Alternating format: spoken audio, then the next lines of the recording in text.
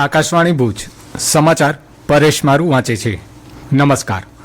વર્ષ 2023ના India state of forest report મુજબ ગુજરાતમાં વન અને વૃક્ષ આચ્છાદિત વિસ્તાર 11.3% છે. આ ગ્રીન કવરમાં વધારો કરવા મુખ્યમંત્રી ભૂપેન્દ્ર પટેલના અધ્યક્ષસ્થાને રાજ્યની તમામ 185 નદીઓના બંને કાંઠે વૃક્ષ ઉછેર ઝુંબેશ શરૂ કરવાનો મહત્વનો નિર્ણય લેવામાં આવ્યો છે. આ અભિયાનમાં કચ્છની સૌથી વધુ 97 નદીઓનો સમાવેશ કરવામાં આવ્યો છે. વનમંત્રી અર્જુન મોઢવાડિયાએ જણાવ્યું કે ગ્રીન કવરને વધારવા માટે આ કામગીરી વન વિભાગને સોંપાઈ છે. નદી કાંઠાની જમીનનું GIS મેપિંગ કરી તેનું વૃક્ષ ઉછેર માટે આરક્ષિત કરવામાં આવશે. આ જમીન પર કોઈપણ પ્રકારની વાણિજ્યિક પ્રવૃત્તિ કરી શકાશે નહીં. વન રાજ્યમંત્રી પ્રવીણ માણીએ વિગતો આપી હતી કે કચ્છની 97 નદીઓ ઉપરાંત સૌરાષ્ટ્રની 71 અને રાજ્યની મુખ્ય 17 નદીઓનો આ ઝુંબેશમાં સમાવેશ થાય છે. આ આયોજનથી નદી કાંઠાનું જમીન ધોવાણ અટકશે અને ભૂગર્ભ જળ સ્તરમાં નોંધપાત્ર સુધારો થશે. આ પહેલથી કાર્બન ફૂટપ્રિન્ટ ઘટશે અને ઓક્સિજનનું પ્રમાણ વધશે.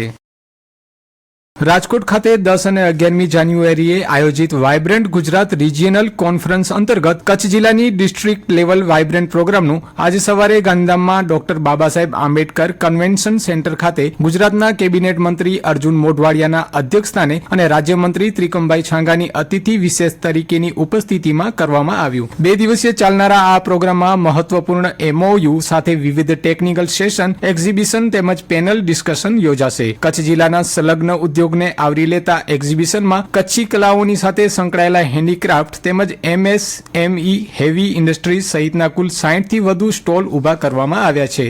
ગાંધીધામ ખાતે આયોજિત વાયબ્રન્ટ કચ્છ ડિસ્ટ્રિક્ટ પ્રોગ્રામમાં Gandhidham chamber of commerce event partner તરીકે જ્યારે Deendayal port trust venue partner તરીકે જોડાયા છે. આ ઉપરાંત ફોકિયા અને કચ્છ મેનેજમેન્ટ એસોસિએશનને એ નોલેજ પાર્ટનર તરીકે સહભાગી બન્યા છે.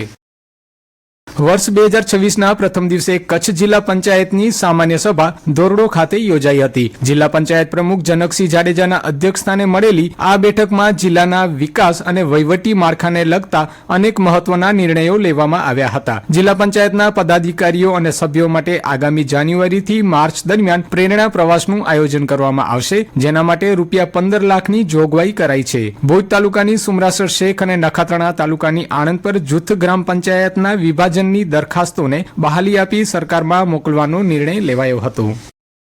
ગુજરાત સરકારના વિશ્વાસ પ્રોજેક્ટ અંતર્ગત ભુજ શહેરની સુરક્ષા વ્યવસ્થા વધુ મજબૂત બની રહી છે. ફેઝ 1માં 19 સ્થળોએ 213 કેમેરા કાર્યરત કરાયા બાદ હવે બીજા ફેઝમાં વધુ 21 સ્થળો પર 96 કેમેરા લગાવી દેવામાં આવ્યા છે. હાલ આ કેમેરાને વીજ જોડાણ અને નેટવર્કથી સાંકળવાની કામગીરી અંતિમ તબક્કામાં છે. નેત્રમના PSI કુલદીપ મોરડિયાના જણાવ્યા અનુસાર આગામી ગણતરીના દિવસોમાં આ કેમેરા સીધા કંટ્રોલ રૂમ સાથે જોડાઈ જશે. ઉલ્લેખનીય છે કે ભૂતકાળમાં નેત્રમની આ ત્રીજી આંખ ચોરી, અકસ્માત, ટ્રાફિક નિયમન અને ગુમ થયેલી વસ્તુઓ શોધવામાં અત્યંત અસરકારક સાબિત થઈ છે. રાજ્યના ખેડૂતોએ રવિ મોસમમાં ઘઉં, ચણા અને મકાઈ જેવા પાકનું વિક્રમી વાવેતર કર્યું છે. આ મોસમમાં સામાન્ય વાવેતરની સરખામણીએ અત્યાર સુધીમાં 96% એટલે કે 44,74,000 હેક્ટરમાં વાવેતર સંપન્ન થયું છે. આ સાથે જ પ્રવર્તમાન મોસમમાં ચણાના વાવેતરમાં 13% અને બટેકાના વાવેતરમાં 18% વૃદ્ધિ નોંધાઈ છે. રવિ મોસમની આ વાવણી પ્રક્રિયા આ મહિનાના છેલ્લા સપ્તાહ સુધી યથાવત રહેશે. રાજ્યમાં થયેલા આ મબલખ વાવેતરને પગલે આગામી સમયમાં કૃષિ ઉત્પાદનમાં નોંધપાત્ર વૃદ્ધિ થવાની સંભાવના છે, તેમ સત્તાવાર યાદીમાં જણાવાયું છે. કચ્છમાં પશ્ચિમી વિક્ષોભની અસર ક્રમશઃ ઓછી થતાની સાથે જ ઠંડીનો પારો ગગડ્યો છે અને કાતિલ ઠારનો અનુભવ થઈ રહ્યો છે. લઘુત્તમ તાપમાનમાં સતત થઈ રહેલા ઘટાડાના પગલે સરહદી જિલ્લામાં ઠંડી તીવ્ર બની છે. આજે 10.8 ડિગ્રી લઘુત્તમ તાપમાન સાથે નલિયા રાજ્યનું સૌથી ઠંડુ મથક બન્યું હતું. જિલ્લા મથક ભુજમાં 13 ડિગ્રી અને કંડલામાં 15.5 ડિગ્રી લઘુત્તમ તાપમાન નોંધાયું છે. ગઈકાલે મોડી સાંજથી વાતાવરણ ઠંડુગાર બન્યું હતું. માંડવી ખાતે પ્રતિબંધિત સિંગલ યુઝ પ્લાસ્ટિકના વપરાશ અંતર્ગત નગરપાલિકા શહેરના જુદા જુદા વિસ્તારોમાં પ્રતિબંધિત પ્લાસ્ટિક જપ્ત ઝુંબેશ દ્વારા 72 કિલો પ્રતિબંધિત પ્લાસ્ટિક જપ્ત કરી ₹5,300નો સ્થળ પર દંડ વસૂલ કર્યો હતો.